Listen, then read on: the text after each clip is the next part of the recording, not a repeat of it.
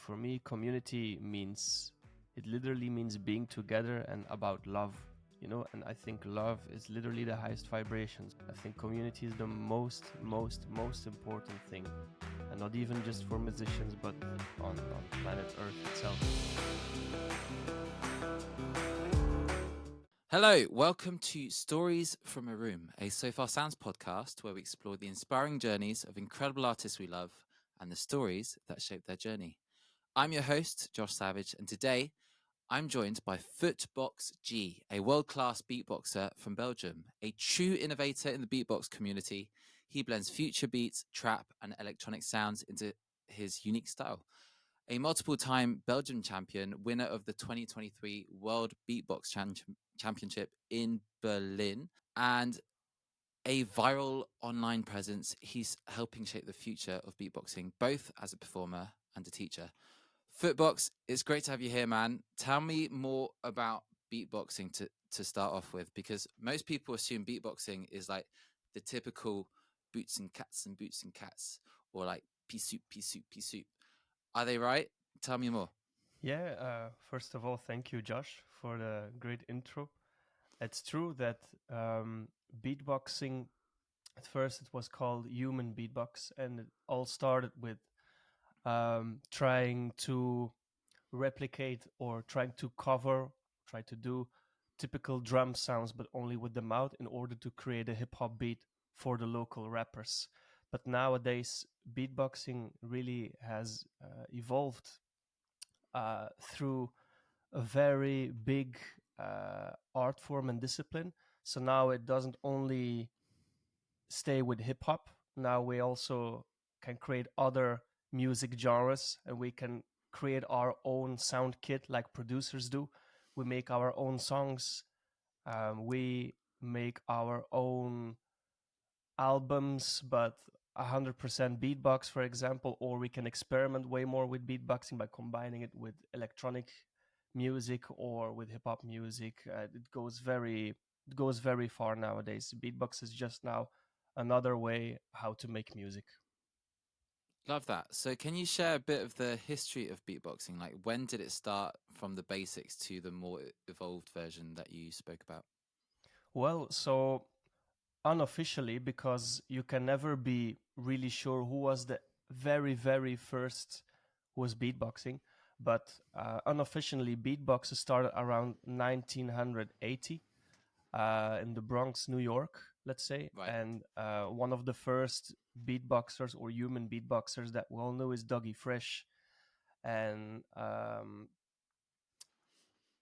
Dougie Fresh was one of the guys who really took human beatbox as a vocal percussionist, and who could really like freestyle on his own and could actually do like a proper showcase with it. Same for Razel and same for other old school beatboxers out there.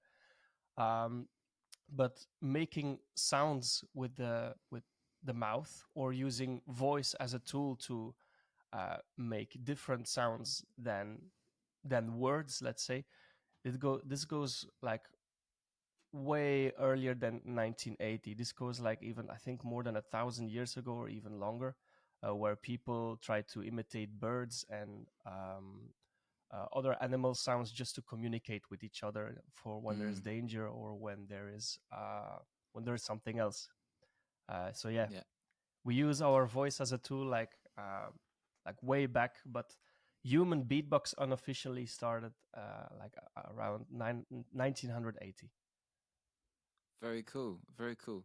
And so how did you get involved into beatboxing? So you come from a small town in Belgium, is that correct? Yeah, I grew up in the small village called Denderleeuw. uh, I don't want to say there's nothing special there, but for me, everything around there is special because it's nostalgic and it's because it's emotional. But basically, it's like a pretty small village, yes. And when I was still living there, and then I actually got to discover like a human beatbox app, which had like 6 buttons on my iPod Touch. Back then, I was gaming a lot with it. I was playing Angry Birds. I was playing Subway Surfers, like the good old apps. Um, well, relatively old, let's say. And one of these apps was also human beatbox, and it had like 6 buttons. So I was touching one of these buttons, and it says poof, poof. The other button says tss, tss. The other one says ka ka. And if you would tap it like with some rhythmic skills, it will create poots, cats, poof, poof, ka, like that. And I was like, hey, yo, I can tap it and I can actually beatbox it. I must be pretty good. until until one guy of my school called Logan, I was 14 years old around it, and Logan challenged me at my school when we were both at the same school, and he said like, I challenge you to a beatbox battle, and I said okay, and I did the poots, cats, and he did something like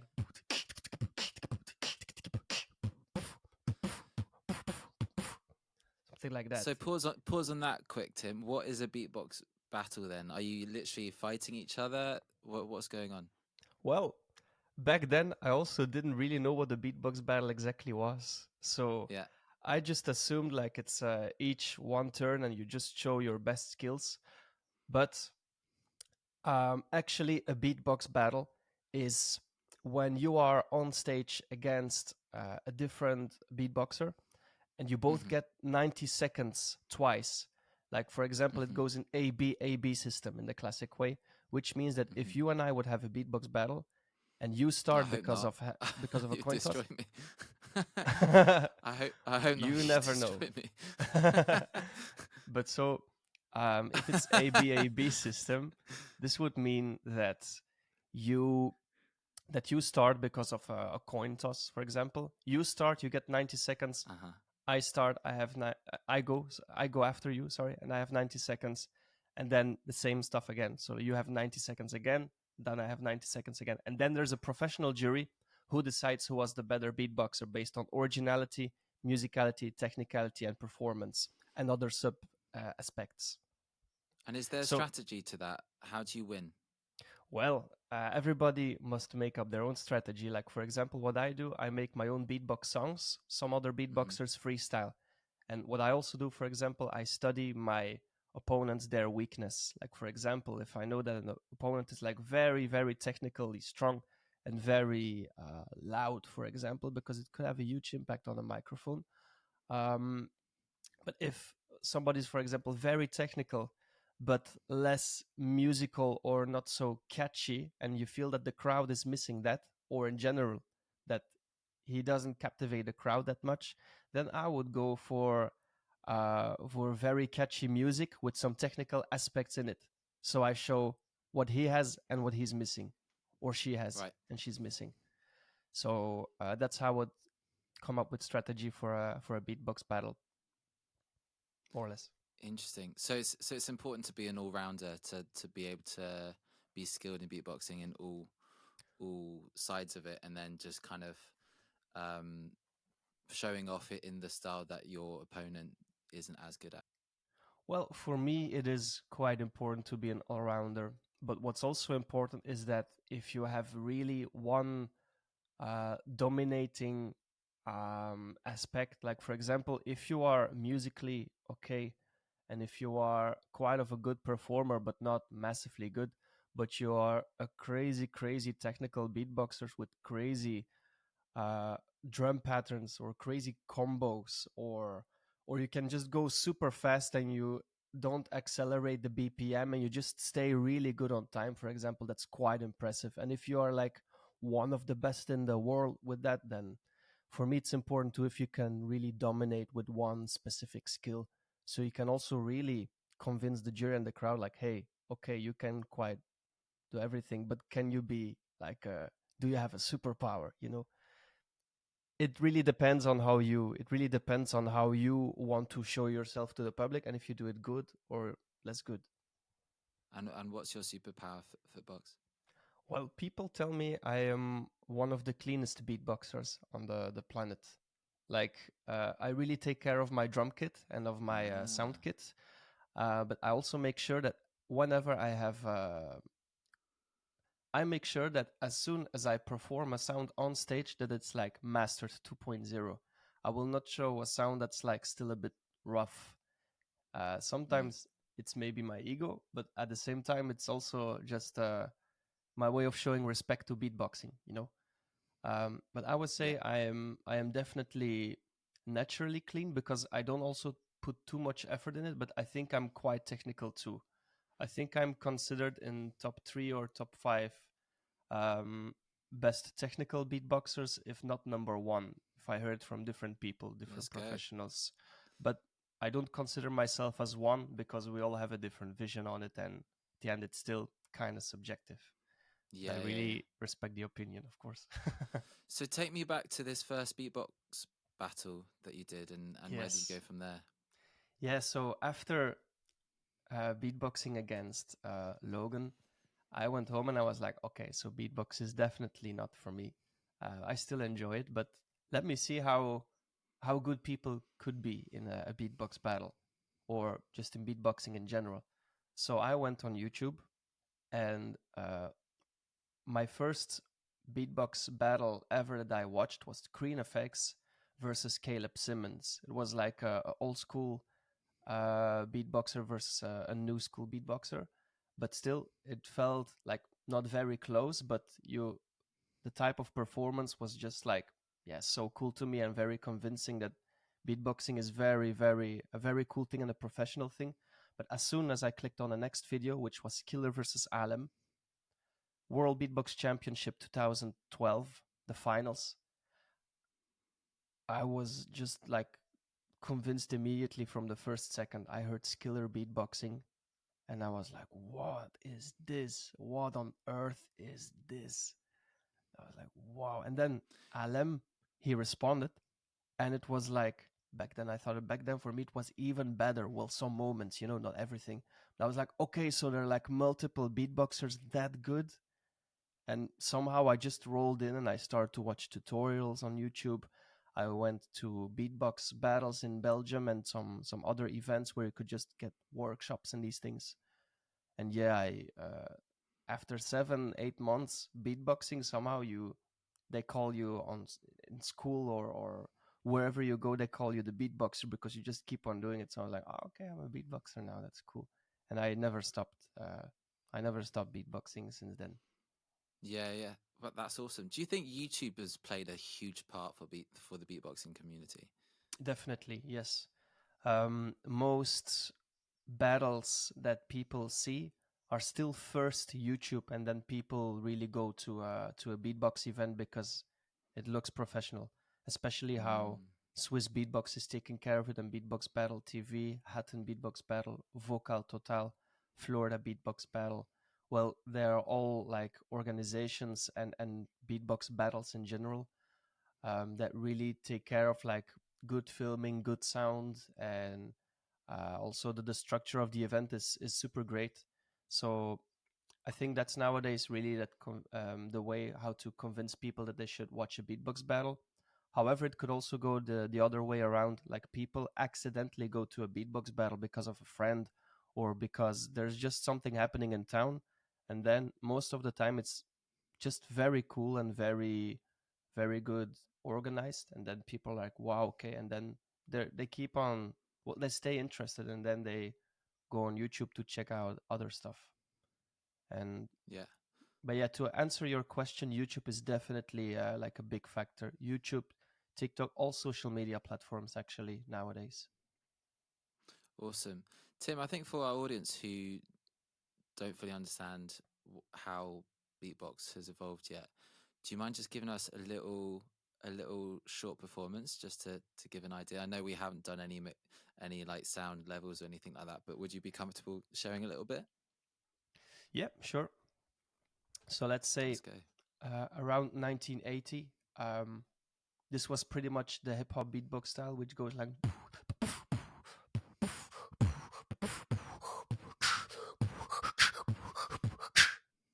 something like that. And I think nowadays everybody has their own beatbox style. I mean, especially the professionals, but I could go, for example, like.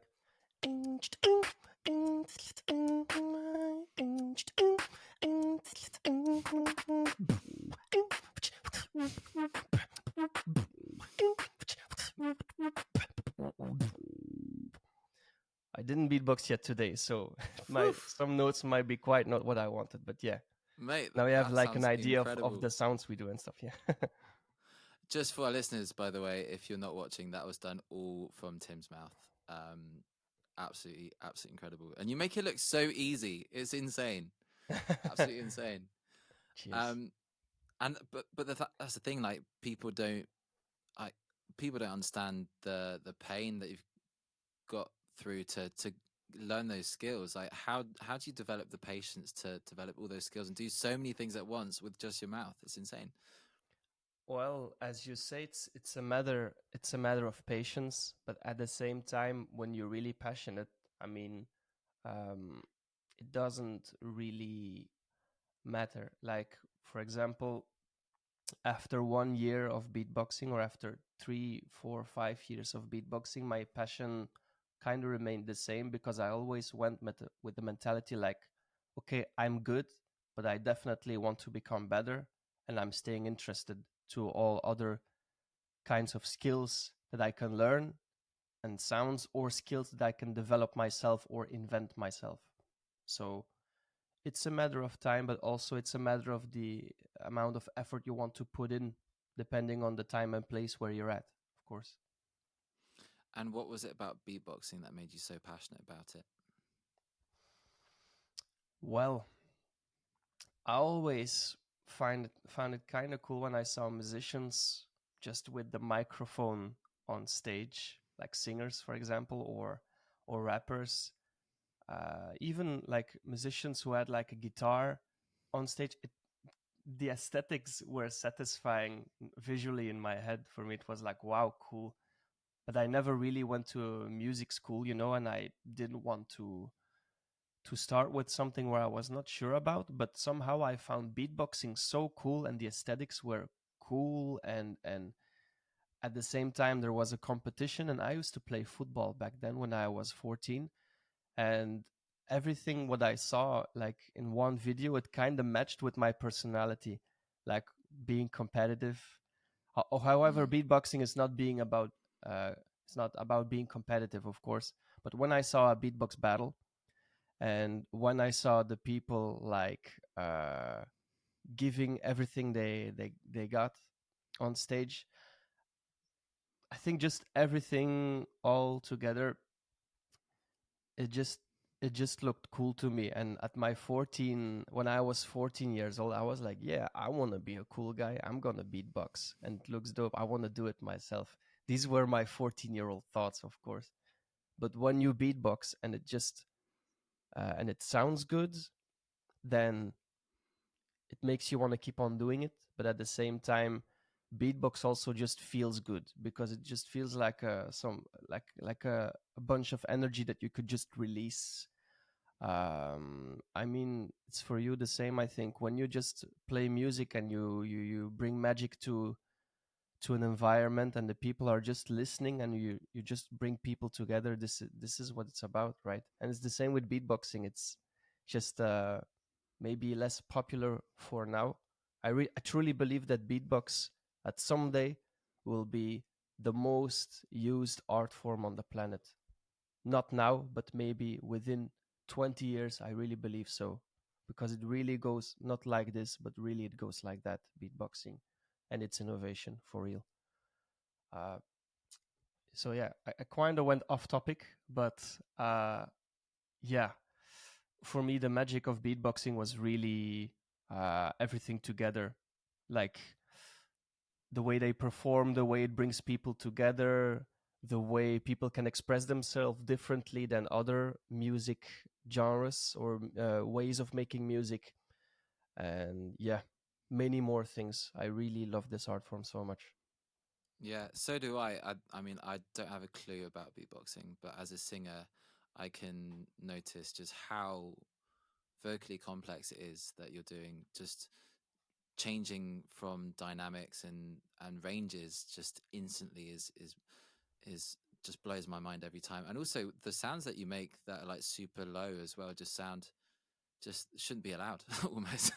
it's like it's like so low. And I guess that comes from a bit of Mongolian singing, maybe. Is that an Yes, yeah, influence yeah, in a yeah. way? Exactly. Well, the Mongolian singing, In our culture, we call it throat bass if we speak about Mm, the same. I think so. mm, So the Mongolian singing is like, for me, there's no real difference in terms of technique if we speak about the same. And I also need to study it, of course, a bit better. yeah. But beatboxers use this singing technique in order to perform a bass sound, because we also use the microphone differently. We like use the grill, and we take the grill with our Mm. hand palm, um, and Can you we just we perform often that combine. quickly so Yes, people sure. understand what that sound is? Yes. So what we call the throat bass sounds like.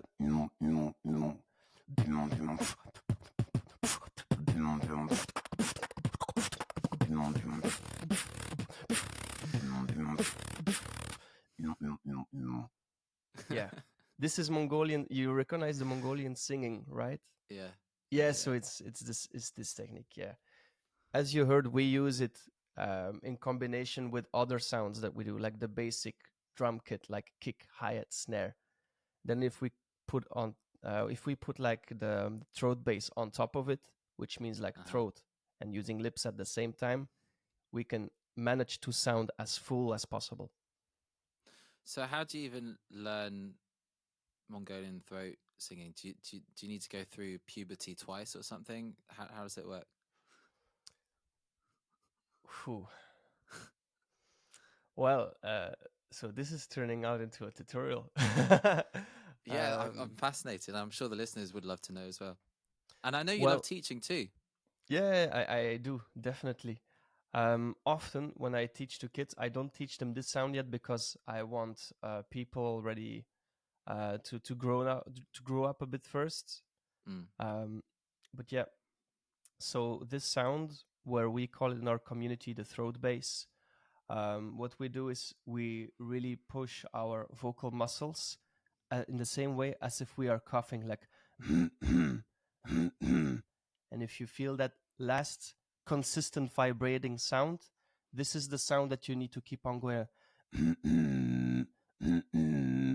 And as soon as you Wow. have that, you can actually train, maybe with piano, or with a keyboard, or however you can actually train the notes.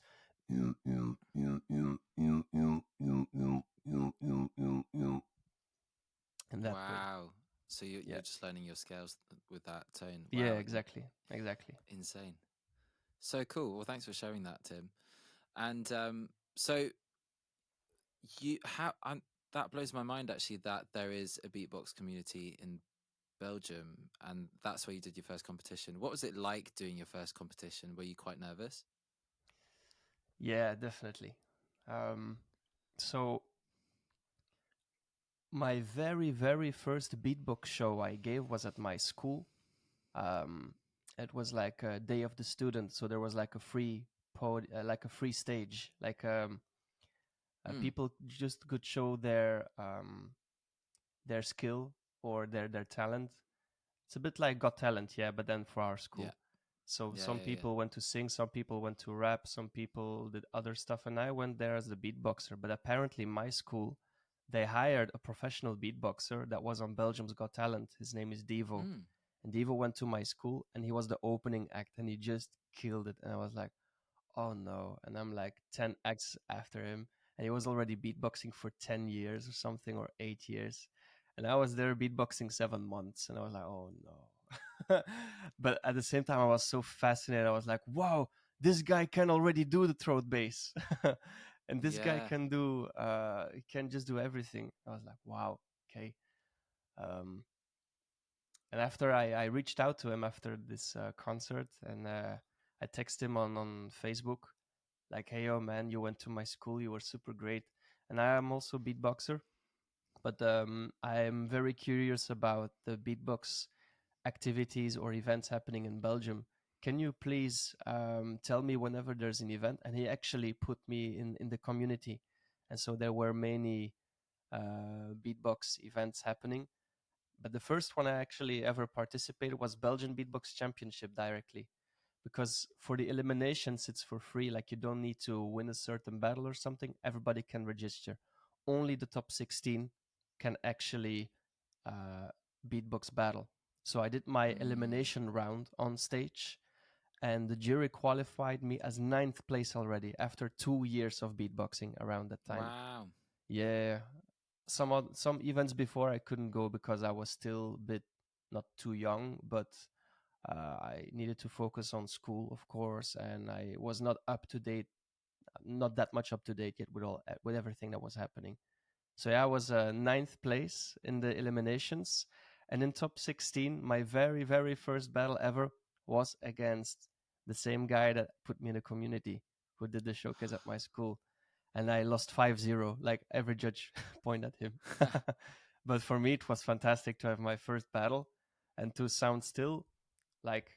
For me, I sounded quite good, but I was totally nowhere near him, and Yeah.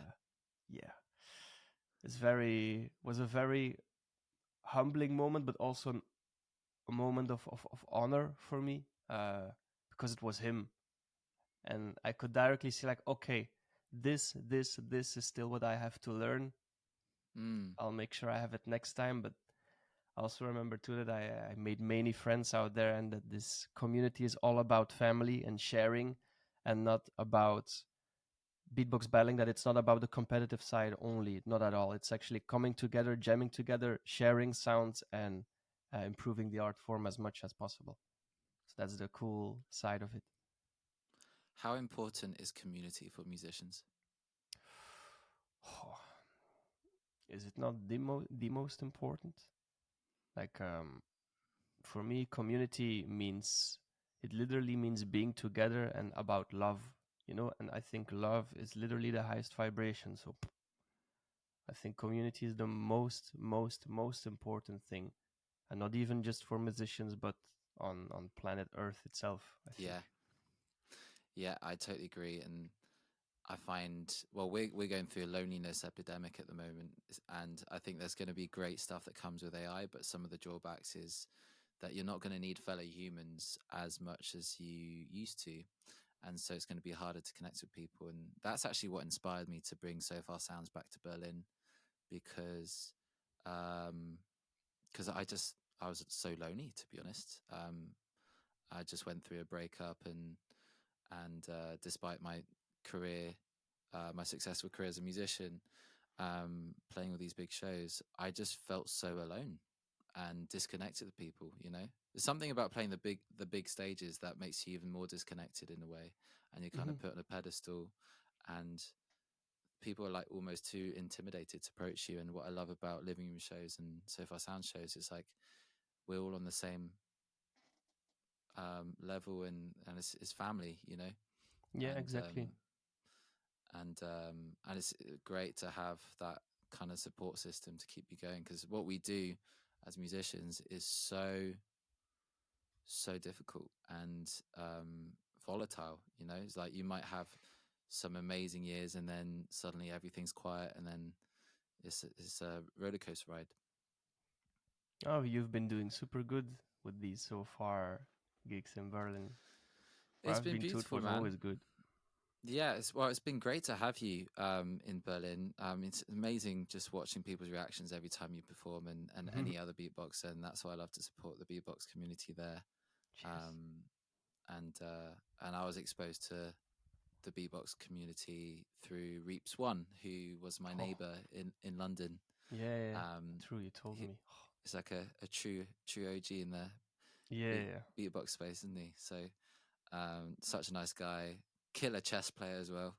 I love my chess games with him, and yeah, just I really want to bring that to the forefront. And credit to you and Marvelin and El Grande for all the work you do to kind of support that beatbox community as well. I really love to see it. Really love to see it.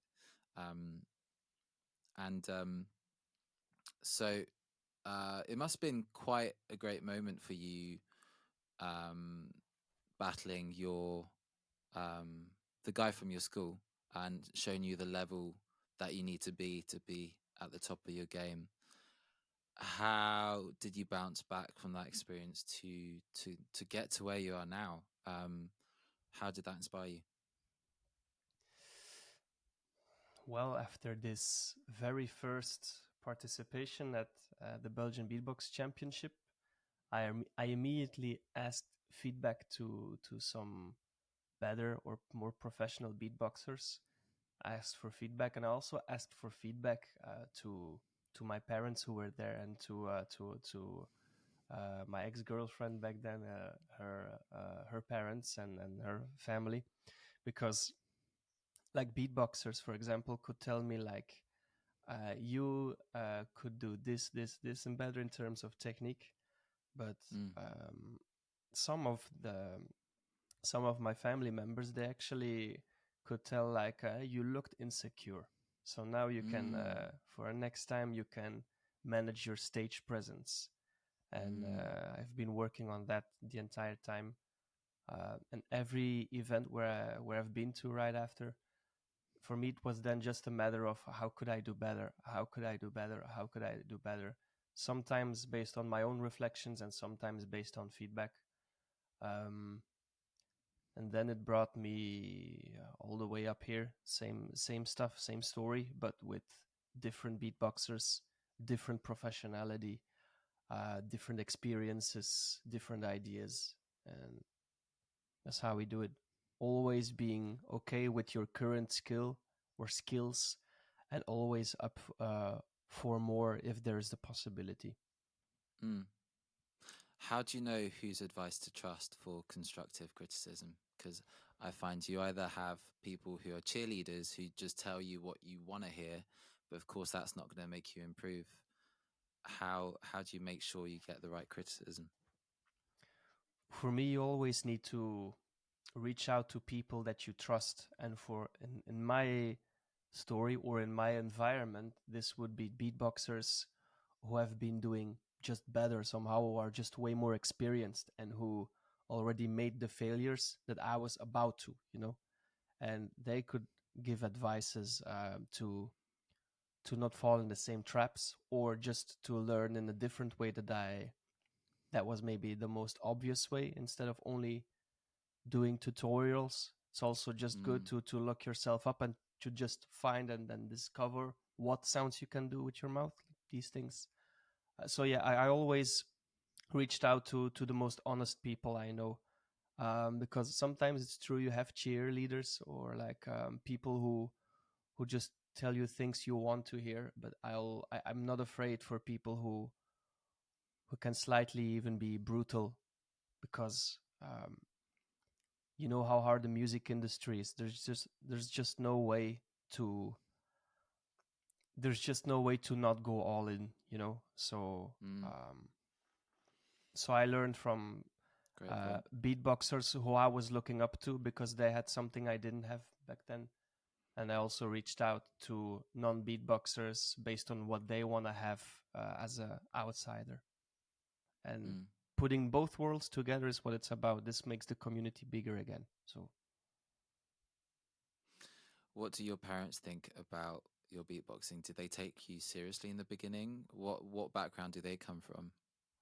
well, um, I'm gonna talk about my dad. So my father, he was actually the very first person who got me a beatbox show, apart from my free stage show at my school. Like a couple of months after, he said like, hey, if you really like what you're doing right now, I can actually uh, get you like a small 5 minutes or 2 minutes at a local party. And I said, oh yeah, let's go for it. And I remember some of my actual school friends were there and like cheering, yeah, go for it. These memories. It was on YouTube for a long time, but I put it in my private ones right now, because if I look at it right now, I definitely learned a lot. But so my dad, because I'm going off topic again, but my dad actually supported me all the way through. Said like, "Hey, you're like doing this, right? So yeah, I'm gonna make sure you can do this, this, and this. Thank me later." I said, oh, cool. And my mom, for example, at first, well, she's from the beginning until the very end also being very supportive. But when I started beatboxing, I never mentioned that. When I could do the poo poo tss, tss, ka ka, with the application on my Apple Touch, I was actually just motivated to annoy my brother with it, and she was not supporting that, you know. So yeah, so my mom thought at first I was just being annoying with it, and beatboxing or training beatboxing, it's a bit like training the violin. If you're in the beginning not very good with it, it can sound very annoying. Mm, Um, with other instruments too, of course, but for me the violin works as an example. So, but as soon as you actually start to do it good, like you can actually wake up real emotions with the violin, or you do the same with beatboxing, or cliche, you can make people dance with beatboxing, one of the first mm, things you learn. um, then my mom also saw, okay, so he's taking this very seriously, and she dropped me off at some beatbox events, and she dropped me off at some battles, or to just have rehearsals with other beatboxers to train together. So that was her way of showing support, and to come to my to the championships or to some shows that I was doing. So long story short, my parents have been very supportive. Yeah. beautiful. And do they come from a musical background themselves? My father was, well, he never really played an instrument, but my father worked as a volunteer at the radio station, and he was a DJ back then, like a local DJ who was performing tracks and songs of of just locals. And my mom didn't really do music, but her granddad was doing this. He was Mm, playing the piano, I think. interesting. Very cool. And do you play any instruments yourself? No, what I currently do is, obviously I beatbox. Mm, Um, I did 1 year of piano. Um, I did 1 year of piano at the music academy, like jazz pop rock section. And I actually managed to go to the second year, but at the second year I stopped because it was not my way of learning. I rather like the typical hip hop discipline. I rather like to be creative and inventive directly with nothing, and to make something out of nothing. Um, and I rather to hustle for information instead of sitting on a chair and getting information. However, this works too, right? But it was not my way, let's say. So what I do is I beatbox and I produce music with beatbox sounds. And after, when these produced electronic beatbox music is finished, I DJ it too. And my next step is to combine it to a 1 hour concert, um, so I could perform my beatbox music as a solo beatboxer, and as a beatbox music producer, and as a beatbox DJ. That's hell the yeah. next step for me. But these are the things that I play. And also, why would you pick up an instrument when you already make the sound from your mouth anyway, right? So I'm Exactly. actually I'm really envious of beatboxers, how they have nothing to carry when they travel all over. It's very, very, Yes, very but at envious. some point, for us as beatboxers, the trap here is that a beatboxer can be defined or entitled very quickly as just an entertainer. Maybe some musicians too, of course, but for beatboxers, sometimes it's hard to be taken serious as just another musician. Within the Mm, musician world, it's different. But if you want to go play for people who are not there for the music, and you are the kind of beatbox artist who want to perform as a musician, then that's not always that easy, because a guitar and like a piano or violin or trumpet is just so, is that a correct word, like solidified, like maybe not solidified. solidified, What is it in French? I might is be able to just translate. so constructed, like very, in such a genius way, that sometimes when you just press one single key or perform one note, it already sounds, in terms of frequency, so accurate and so good. Mm-hmm. For beatboxers, it's very fragile, um, because it's just you, and it's the Yeah. opposite way of singing. and singing is a way older discipline than beatboxing. So that's the trap for us. So sometimes I envy you too.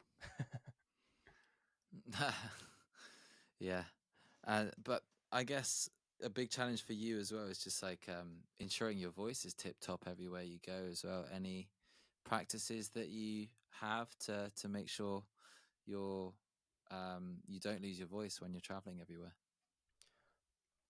Yeah, what I do is I do the classic warm up as the singers. So I practice my scales with like a piano or with a piano app or keyboard app, and I drink uh, not ginger tea but licorice tea combined with Moroccan mint tea. Mm. It's better for the vocal cords. You say it like that? Yeah, I think the vocal cords. And it just tastes good at the same time. I know um, that one. That's by Puka, isn't it? by Puka Puka. do licorice mint tea. I buy the licorice tea in like the local bio shop here around. Ah, And the Moroccan mint tea, I actually go for Lipton. It's not maybe right. not the very very very best one, of course, but uh, for me it still works. And my girlfriend advised me it because she's a professional singer too. So I use this. I train my voice same way as the singers, and otherwise I try to avoid like real sugar. Like I avoid candies and I avoid soda um, and like a fast food right before going on stage. Right, for some beatboxer it works because they use more muscles like the cheekbones and tongue and lips instead of voice. Mm. Some people just go for it, like real rock and rock stars, let's just say. But I prefer to stay clean right before the show, and sometimes after I can celebrate with a rum, or We. yeah. But otherwise, I try to take care of myself in these ways. Yeah. Very important. So tell me this journey from losing the battle to that guy in your school to then winning the 2023 World Beatbox Championship in Berlin and what that meant to you. So after Belgian Beatbox Championships 2014, after playing against the guy who came to perform at my school, Mm. Devo, um, after I trained as much as I could, of course, and I attended to pretty much every beatbox battle there was in Belgium. If I couldn't make it, then I just couldn't make it. Sometimes I didn't do every beatbox battle, but I tried as much as I could, learning, reflecting on myself, what I did good, what I could do better.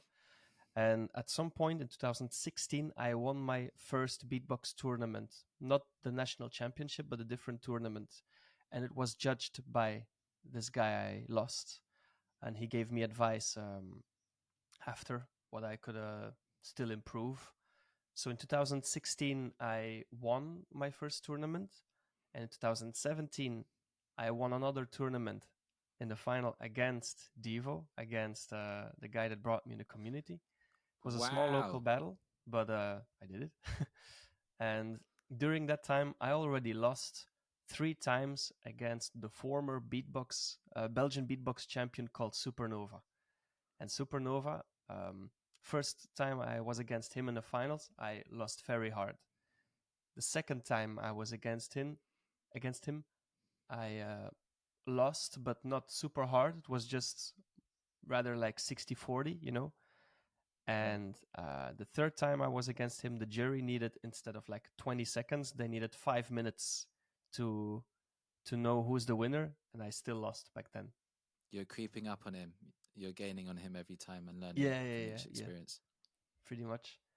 And so after that, I was like, okay, my next thing is I want to win Belgian Beatbox Championship, and especially if it's against Supernova, because for me back then he was uh, next to Big Ben, another Belgian beatboxer. These two were the main guys. Like, okay, if I can defeat them, I can be Belgian Beatbox Championship. I can be the winner of the Belgian Beatbox Championship. And which happened in 2018. I was in the finals against Supernova again, fourth time, and then I won. And that was also the moment when we combined our skills, and we also performed in the 2 versus 2 category, which is called tag team or duo, and we also won Belgian Beatbox Championship in duo, and we went to World Beatbox Championship. And I was qualified in 2018, same year, for the World Beatbox Championship. And I needed to battle, funnily enough, the beatboxer called Alem, which was the beatboxer that really made me start beatboxing. Mm. And he was world champion 2015 and vice world Wow. champion 2012. And I never lost that hard against somebody in 2016. But really, same story. It was so humbling, and he showed me everything on stage, like what it is to be world champion. He was in everything better, and where he was not better at, he could manipulate the crowd as if he was still better when he was not. And I was like, wow, okay. And he could just look in my eyes on stage and be like, hey, I'm winning this battle today, okay? I was like, wow, that was just fantastic. And everything from that point I also just took. And from that point, I also start to participate at international tournaments and other international beatbox battles. And sometimes I won an international competition. Sometimes I was top 3, top 2. Sometimes top top 8. But I only think one time. Mostly when I was participating at the international tournament, I was third place or first place, and sometimes second place. And in 2023, 1 year before the actual World Beatbox Championship, 2023. Well, 1 year before, they announced that the World Championship is happening again. So what I just did is I took 1 year, maybe a bit longer, to train, and yeah, I trained the hardest as I could. I made sure I was all round. I analyzed all my opponents who were qualified. I trained with a good sound system and also with a bad sound system. So if I could sound good on a bad sound system, like putting less bass, putting like a bad EQ, if I could Wow. manage to sound good on a bad EQ, I can sound super good on a good sound system, right? So that's what I did, and yeah. Um, After that, I won every battle at World Championship 5-0, except in the top 8, there it was 3 versus 2, and I actually thought I lost against Blackroll. And Blackroll is the beatboxer who is maybe not the most original beatboxer, but who is very technical, very powerful, who always delivers great performances, and who understands the mental strength, like this. So Mm. again, long story short, after Belgian Beatbox Championship losing against Devo, I made my way up to Belgian Beatbox Championship, winning that, doing international tournaments, and still learning from people that I really admired or I was looking up to, and always questioning myself, what can I do better? Doing tryouts on actual shows, and I'm really convinced that everybody. I'm not going to say everybody can be world champion, because that's not true and that might sound arrogant, but I truly know that everybody who is doing beatbox competitions or just any competition in general, or if it's something else, I really believe that everybody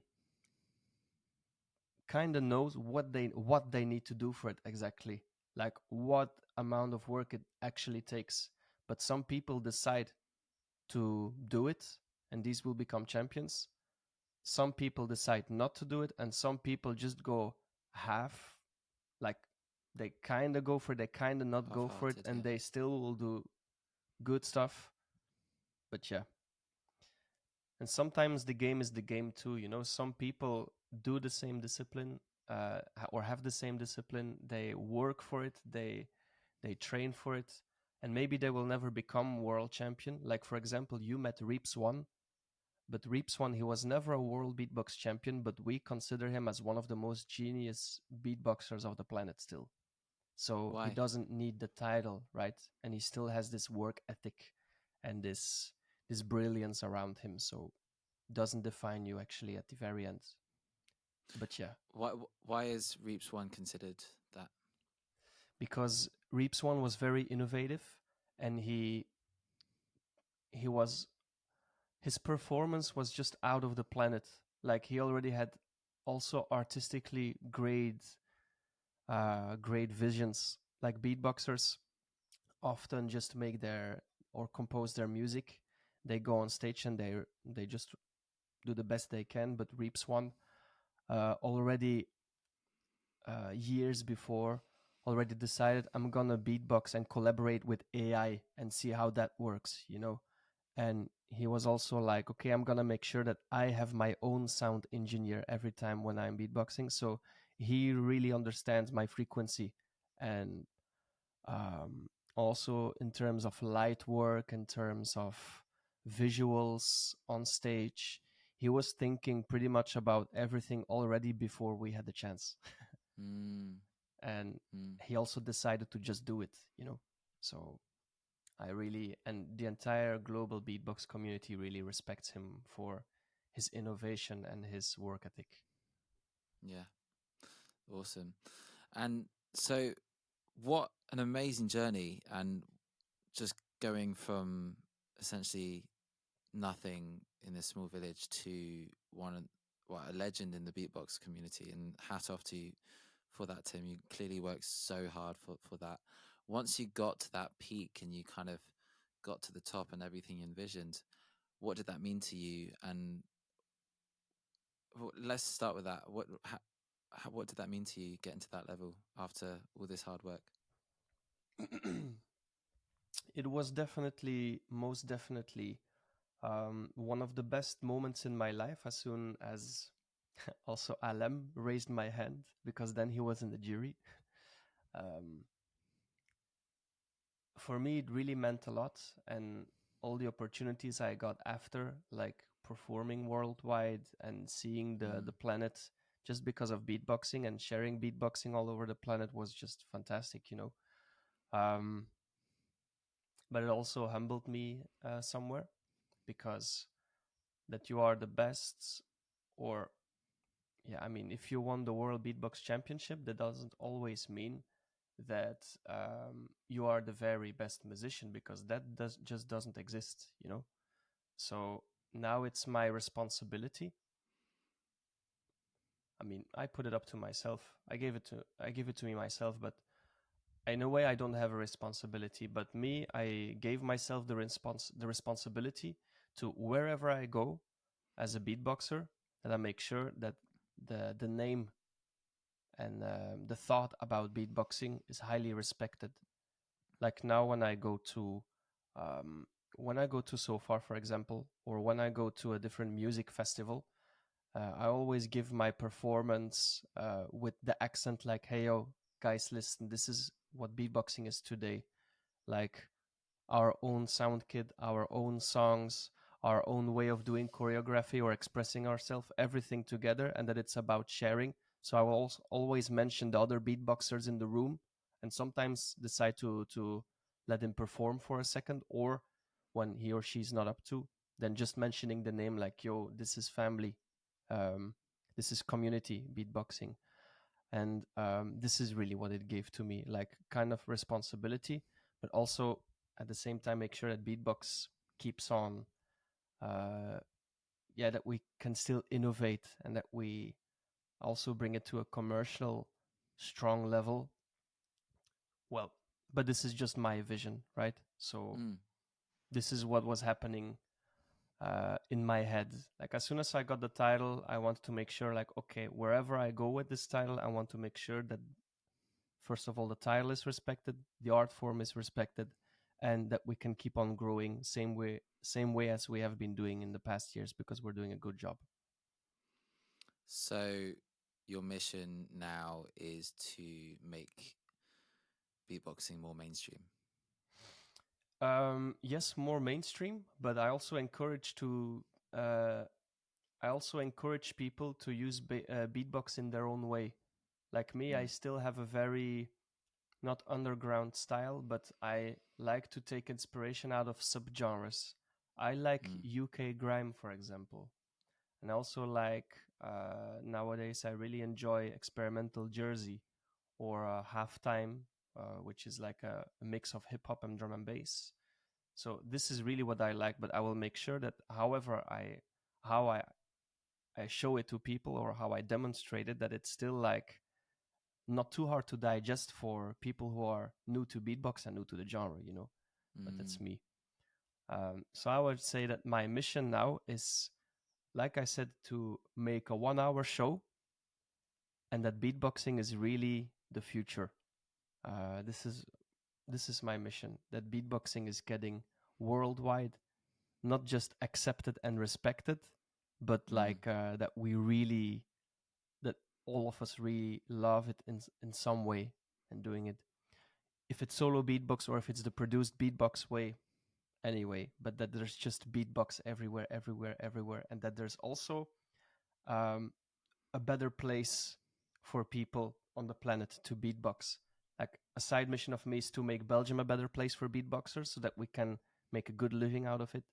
Um, and same for when I go to France or to USA, that people who discover beatbox, if they already have or they didn't have yet, um, that beatbox is so respected that actually people want to collaborate with beatbox or beatboxers. Mm. Does that make sense? Because I realize I really tell a lot every time when you ask a question, but I want to make sure that everything is super It's clear at the great. same time. No, it's clear. There's a Perfect. great saying by Samuel Beckett which goes, "Ever tried, ever failed, no matter. Try again, fail again, fail better." And if there's anything I've learned from your journey, is that you failed time and time again. And that's how you became so good at failing that you became an expert in your field. However, that's something that a lot of people aren't comfortable doing, is by exposing themselves to failure. How did you get so good at failing? And when you lose a battle, how do you pick yourself back up again to then learn from the experience and kill it later? Well, obviously, what helped for me is when you're in a competitive world as beatbox battling, then you just want to win, of course. But I also wanted to be the beatboxer who was like who was all around, and I made up my mind like, okay, I just want to learn also the things where I'm not good at, and some things just took more time. But what helped for me as a beatbox musician is the SWOT. And I don't know if you know the SWOT.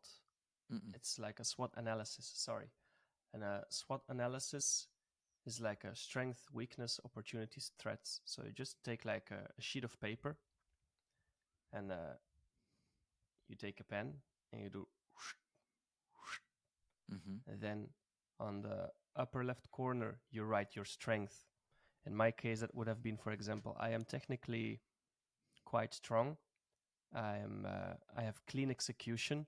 My performance is great, and musically, I am doing quite good too. I'm quite original. Blah blah blah. I write all the things down that I know for myself, but I also ask again people that I trust. Mm. Like, what do you think I can write as my strength? You know. Mm. And then, as my weakness, I could, for example, write like, okay, in some of my routines or my some of my songs, I am missing a little bit of power and dynamics. So I make sure that as soon as there's a next beatbox battle, that this is already better somehow, and that I Mm. ask people that I trust, like how to train this. And then for opportunities, I write like, okay, very soon there's a World Beatbox Championship, or very soon there is this showcase at So Far in Berlin, where I can show 20 minutes long, like all my best songs. And like one time, I'm gonna just do a freestyle with the things that I'm training, so I have time to actually train it, and to perform it already before the beatbox battle is happening, something like that. And as threats, I could write things like, okay, but soon I need to move to a different place, or I have Mm. exams, or soon I will be very busy because I have a lot of work, which means not too much time for training. And this sheet of paper then will actually give you like a clear overview where you're currently at. And then based on the threats and on your opportunities, you can actually make like your own, you can make up your own time management. Like, okay, maybe within this and 3 months, I can already train these two aspects or work on something that I didn't work on. And then you reflect yourself again and you go on and you go on and you go on. And for me, this really worked.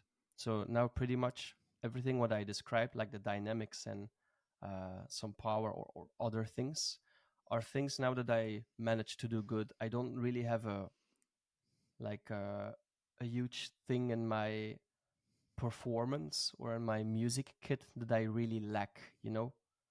Mm. Um, well, if so, I would still ask and then get feedback, you know. But this is how I always worked, and this is how I know that I will always keep on growing too. Mm.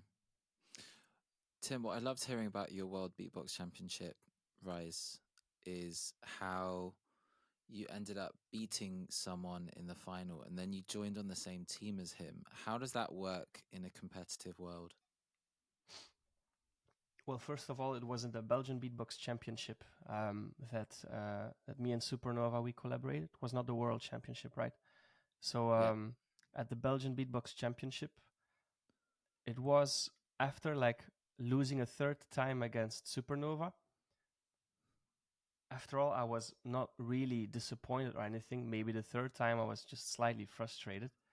But I mean, he was somebody where I was looking up to, obviously. Good.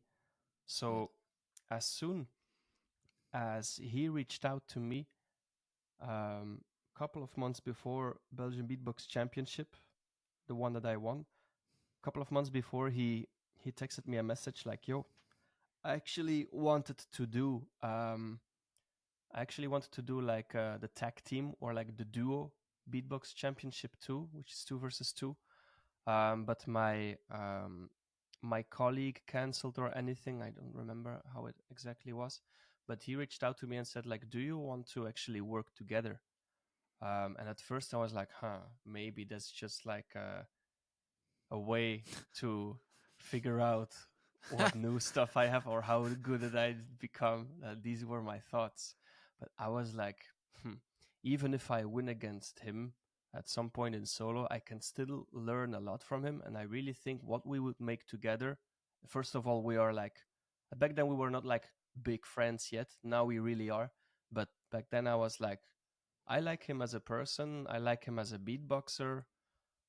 My competitiveness shouldn't be standing in the way. Let's just collaborate and let's just make music and let's see what we can make out of this, right? Um, and it was just a different way of beatboxing because then you could actually just combine your true superpowers together. Mm. Like me, in terms of frequency, my talent lies in the highs. Like my Mm. snares are pretty sharp and accurate. But him, for example, his sub bass is reading 30 hertz. So he has basically a better bass than I have. So we're like, okay, Wow. let's combine all of it, you know? And it just works. I didn't mention this earlier, but next to World Beatbox Championship, you also have the World League of Beatboxing. And both of us, we won this too in 2 versus 2.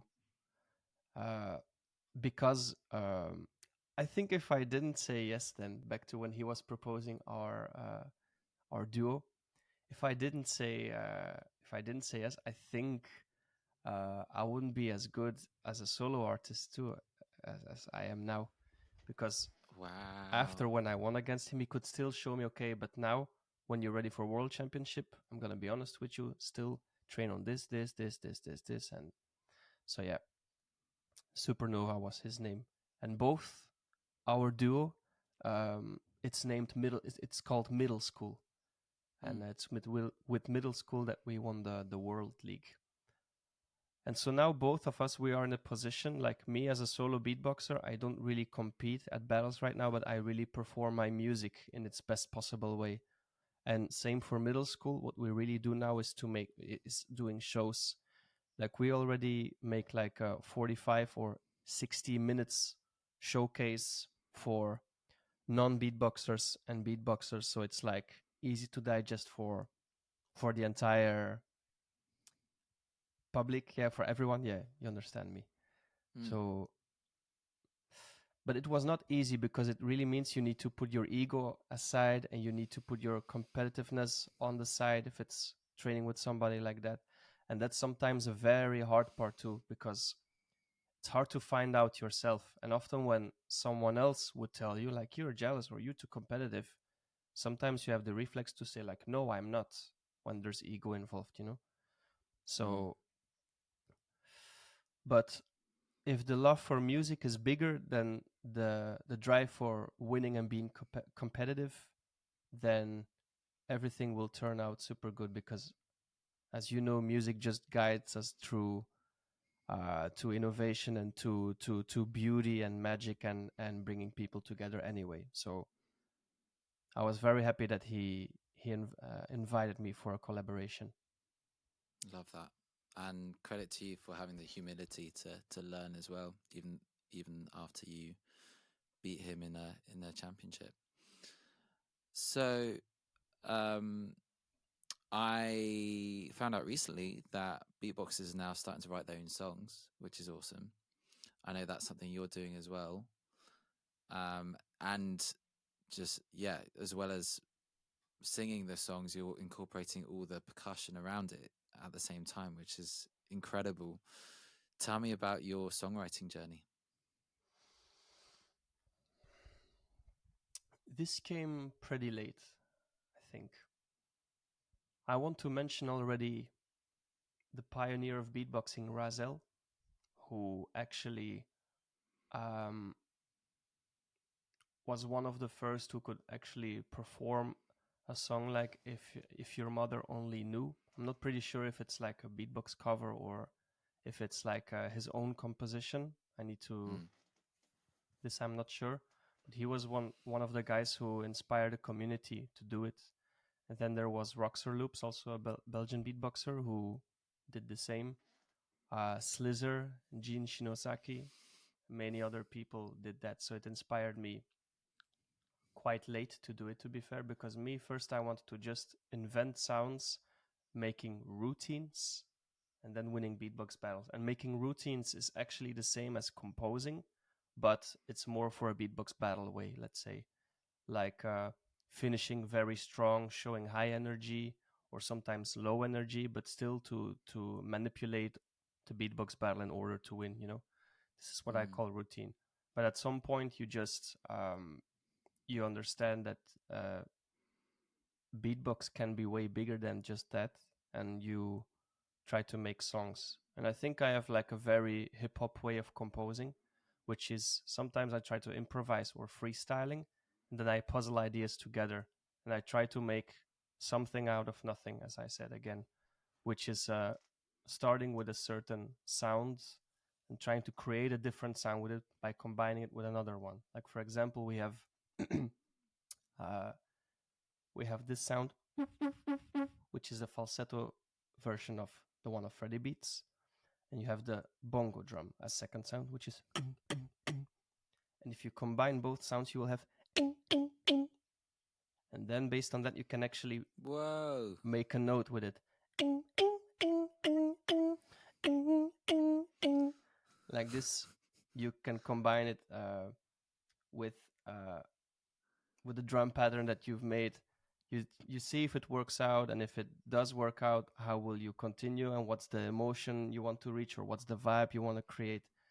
I think everybody has their own way of composing, but I think I have a pretty hip hop way of doing it, and a very producer way too, like how to do it. Mm. So Love that. my journey was by, I'm gonna say it as correctly as I can.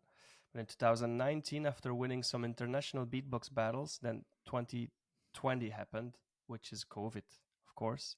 And during COVID, I was very interested by discovering new music, and I discovered the artist called Ivy Lab. And Ivy Lab is a British producer duo making experimental hip hop, experimental Jersey, experimental drill, experimental other stuff. And they had their own sound kit and their own crisp, their own structure, but still, yeah, it was all so original, you know. And I was so in love with this style that they were making called halftime, which is again like typical hip hop beats, but with like a drum and bass jacket, like drum and bass texture, color. And I was like, wow, that sounds so new. And I Mm. was like, okay, I want to beatbox like that because it sounds cool and hop, hop, hop. And I took a lot of inspiration from these artists and other different artists that I start to discover then. But I think Ivy Lab was my main inspiration. And then I was enjoying my beatbox like so much more. And I was like, okay, so I have now this kind of structure, this kind of composition, these sounds. How can I make it like technically still like so good for a beatbox battle, but that it's so interesting for non-beatboxers? And that was like the trial and error phase, let's say. But it worked out pretty fast because I came up with something new and I already knew how to impress, let's say, a non-beatbox crowd. Mm. But it all started in 2020, uh, composing for real. What's easier, impressing a beatbox crowd or a non-beatbox crowd? This depends on it depends on who you are. Do Um, you perform differently to those audiences? yeah, but only slightly. Like I will still Right. show the same songs, but um, I will maybe perform differently. Mm. Like for some complex things that I do beatbox wise, I know that a beatboxer, for example, already will notice it and I will grab its attention even without pointing fingers to it. But when I'm performing for a non beatbox crowd and I'm about to do something technical, then I still want to make it as musical as I can, you know? So then what I'm gonna do, I'm gonna perform it in such a way that with eye contact and with choreography and maybe also slightly different accents in the music itself, that I say to people now in a non-verbal way, like, okay, guys, this part is going to be very interesting. Pay attention, please. Like, you know, in this way. But some people in the beatbox, I mean, the people in the beatbox industry will already understand because they're doing the same stuff, you know. Um, so I would just say I perform slightly differently, but I still use the Mm. same music. The one that the melody that I'm humming, uh, is a song I would do at a So Far concert, but I would still do it at a beatbox battle, you know. So I mean, at the beatbox Yeah. event. I said battle, but yeah, event. So cool. Where has beatboxing taken you around the world, and what are your standout moments from your performances? What do you exactly mean? Like, where did it take me? So where have you traveled around the world performing, and what's been your, I guess, your top three favorite performances that you've played? Okay. So I would say, like, first of all, it brought me to pretty much every continent except Africa for now. But I had the chance to go to Africa, and that's one of the continents I really still want to visit. You know, um, Mm. but I've in the last 2 years I've been going to Japan like 4 times, China twice, Wow. the United States twice, pretty much like almost every country in Europe. I went to New Zealand one time too, which was I think my not my favorite beatbox event, but my favorite country. Like in terms of in terms of air quality, in terms of food, in terms of beauty, the people, everything was so nice. And sheep. Sheep and cows. Yeah, pretty much everything. Yeah. Mm, but I think one of my favorite beatbox shows that I gave was at the official Chinese beatbox championship, because the heart for beatboxing there, just like Japan, is just so huge, but the response is differently. Like in Japan, they will show you a lot of energy when you ask for it, and otherwise they just remain calm and pay 100% attention to you. Really? But the Chinese beatboxers have the same big heart for beatboxing, but they party at whatever you do nonstop. So I was like, wow, okay, they just show love no matter what. No matter what. And yeah, Chinese Beatbox Championship 2024 was, I think, one of my best shows that I ever did. Um, the vibe was so Wow. good. Mm, yeah. And another good show was at the West German Beatbox Championship in Dortmund. Um, there it was like before World Beatbox Championship. Um, I showed my beatbox classics that the crowd knew, and I already gave them one teaser of what I'm gonna do at World Championship, but they couldn't film it. I told them, so please don't film, please don't leak it, because otherwise maybe I will, maybe some people can Give already the game find away. things against me. And the people put their phone Mm. away, and the response was like just fantastic. So I remember that moment clearly, and I had just so much power after, so much energy and motivation to just continue, because of the amount of love that they showed for what I did. So these were two beatbox events really, and for like a non-beatbox event, um, it could be pretty much most things that I did with middle school uh, with Supernova. I tried to find out like where this was, but pretty much every time when I perform with Supernova, it always feels great, if it's for beatboxers or non-beatboxers. But somehow we have a very cool vibe as the two of us for like non-beatboxers. They really see us as like a duo, like Rick and Morty, or like Mike Wazowski Mm. and Sully. It's a bit of a meme in the community. Uh, yeah, so I can not directly think of an event, but every time when I perform with middle school for a non-beatbox crowd, it really hits. So tell me more about your beatbox lessons, because you teach online, is that right? How can people learn about this and have you as a mentor? Um, I I teach beatbox in different ways. Like yesterday, I went to like a regular high school in Brussels, and I teach like regular non-musician students how to learn the basics of beatbox and the basic of rhythm and the basic of composing beatboxing. Um, and most of the time, this really works, and it feels refreshing, and it grabs people their attention, and it always ends up to be a fun afternoon or like a fun day. I also teach to uh, beatboxers who are like motivated just to become better. And soon, because sometimes I did this in groups, but now I'm gonna open together with my colleague Stan, the current Belgian beatbox champion, 2023. Yeah, he will, me, him, and my girlfriend. We will open a beatbox school together, and we will do this for beginners and also for advanced beatboxers or beatboxers who already are like experienced. And then I also teach online for an already existing beatbox school, which is called Lyrebird, which is based in France. And we do online lessons. Like for example, very soon I'm gonna have a session with somebody who his aim is to become national champion of his country.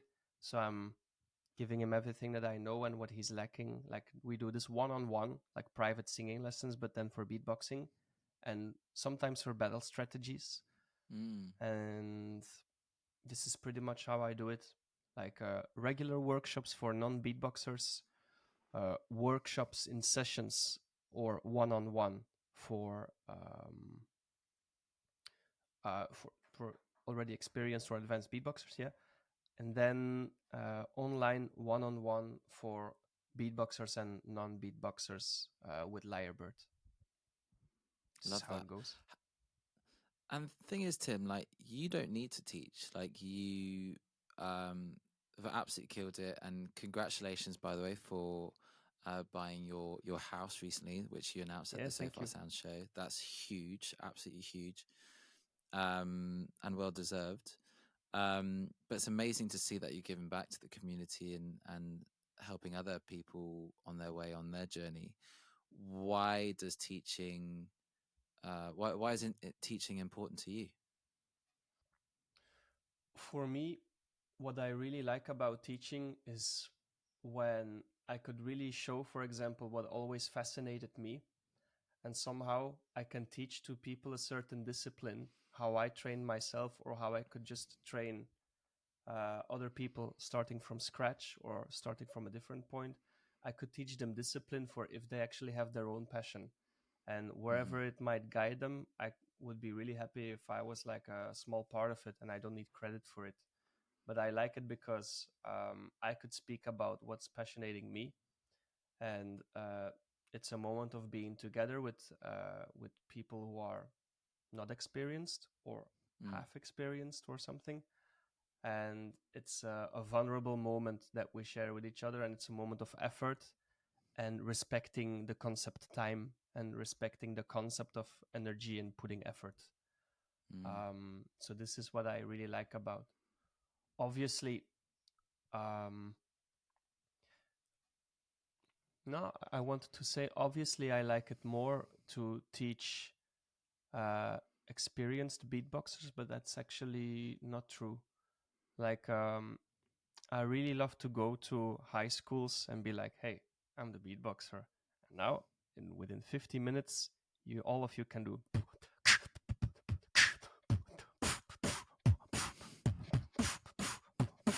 And this is such a basic thing for me, where I say like, and everybody, every single one of you can do it at the end of within these 2 hours or within these 50 minutes. Depends on how Yeah. much time that we have. Uh, but yeah, I love this because I discover new places, new schools, new people, um, and sometimes it's refreshing to when you are like in a less passionate mood. Sometimes you just perform a beatbox piece and people are like so impressed.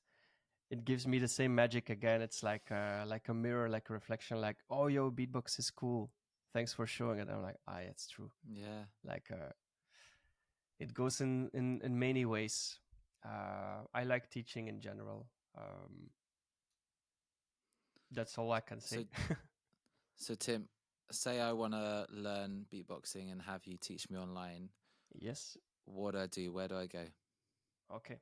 So first, what we're gonna learn is the three basic sounds of beatboxing. Oh no, where? Where, Tim? Where? How do I connect with you? What's the best way? No, no, you're gonna listen. No, joke, joke. Okay. Okay. Yes, No, sir. no. Okay. No, no. So the best way how to learn it online, I would say reach out to www.lyrebirdbeatboxschool.com or And Lyrebird spell lyrebirdbeatbox.com. I need to check it out, but if you type Lyrebird Beatbox on the internet, you will see the website, and there you can have multiple teachers Lyre. online. Yeah, L Lyre Y R E. bird. Yes, yes, Yeah, exactly. I will go fantastic. to there. Okay, great. And what are you most excited about this year? Finishing this 1 hour show, as I mentioned before. Mm, It's gonna be again like a moment of vulnerability, but innovation at the same time. Again, I'm pretty sure. cool. I'm very uh, well trained and well experienced by just showing the solo beatbox that I've always been doing now for 12 years almost 13 actually. But now to actually to actually put the loop station in my show and to put the DJ set in my show with beatbox music, beatboxing on top of this music, and to combine it with other artists and to actually show it live and to bring it as like a musician instead of a beatboxer.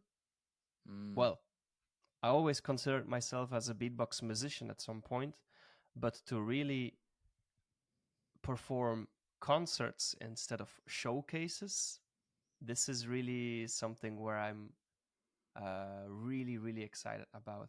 And fun fact, I only need to finish my loop station song, and then I think I'm ready. Hell yeah.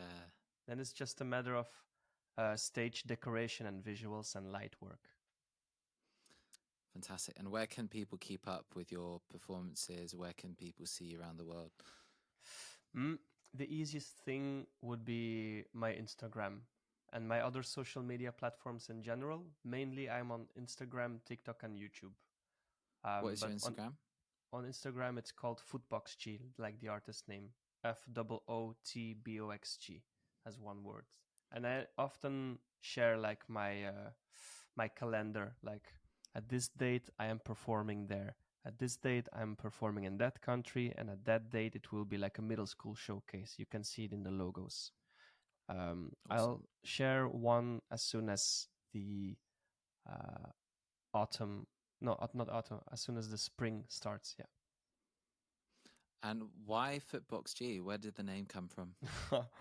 This is such a random explanation that I'm about to give you.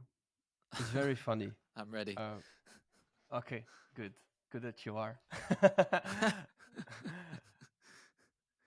So, when I was 14 and I was beatboxing for already a couple of months, I didn't mention it in the beginning, but I was quite gaming addicted. Like, not only on my iPod Touch, like the apps that I told in the beginning, but I was also very addicted to PlayStation, like pretty much every boy of 14 years old, like playing football against each other, FIFA, or like playing Call of Duty. These were pretty much my games that I played, Assassin's Creed and stuff.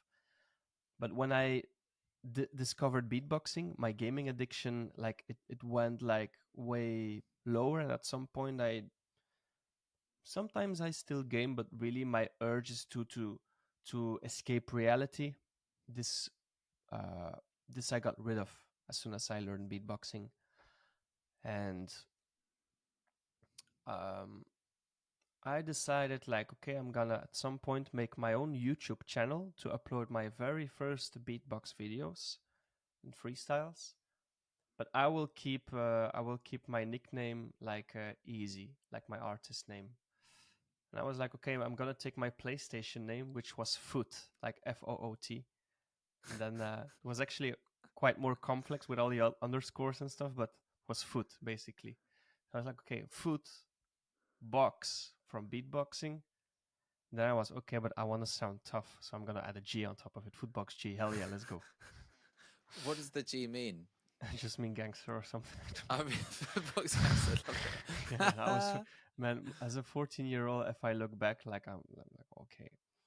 So at even around that time, I was like, maybe I'm gonna change the name, because Footbox G. Maybe maybe it sounds weird. I'm gonna decide later. But at some point, I was beatboxing Got again at stuck. my school, like at the playground. I was just beatboxing, like very basic. And a girl came towards me and said like, "Wow, hell yeah! Look at your shoes; they're so big." And I was like, "What?" She's complimenting my feet. And then yeah, I realized like, okay, I was 14 years old, but I already have European size 43, and which is like not too big. I have now still 43, but when I was 14 years old, I was like so small as a kid. So it really looked like this. Just a second. As if I was walking like that. Right. So this was my size, these were my feet. And it just felt like, okay, Footbox G. Okay, it has two meanings now. Like, so my PlayStation does, and so my feet. So I'm like, I'm gonna keep the name. It makes sense. And no matter if it's ridiculous, there are other ridiculous artist name, it's okay. I'm gonna keep it. So this is What a great. the entire story. That's fantastic. Well, I remember I introduced you as Footbox without the G at So Far Sounds show, and now I realize how important G is now, because No. otherwise you're not gangster. I promise you it's not. As soon as there is maybe like a poster, maybe there's like ads for when I perform, I prefer to have like its original name, right? For promo. But We have to make you sound you don't badass, need to call me otherwise. a gangster. I'm pretty okay with this, I'm pretty okay with this, bro. All right, gangster. Well, thank you so much for sharing your story, Tim, also known as Fitbox. Yeah, no It's problem. been Thank you so too. inspiring to hear about it, and thanks so much for the great work that you do. Thanks for blowing us away at So Far Sound shows and everywhere else, and also for giving back to the community, the beatbox community, rising that to prominence, and also, yeah, teaching everyone else how it's done as well. I really love to see that. You're a very humble, talented individual, and I wish you the best, man. Keep up the amazing work. Yeah, I hope to see you soon again. It always has been a pleasure to talk with you, no matter if it's like a nice podcast as this, or if it's like just with a beer in the hands or with a drink in the hands. Yeah. So I Thanks, appreciate man. it too, and thank you for all the nice words. Of course. Do you want to leave us with any last words before we close off tonight? Mm, well, I would just say, guys, go check the So Far Sounds. It's not just because Josh is here that I'm saying it, but So Far Sounds is also one of my favorite things to do. It's intimate, it's honest, and it's still true art, and a lot of love, a lot of respect, and uh, I wish you the time and energy that you need to go to it, because it's so fun and you will not regret it. See you. Thank you, Tim. We've been So Far Stories. See you next time. Take care, guys.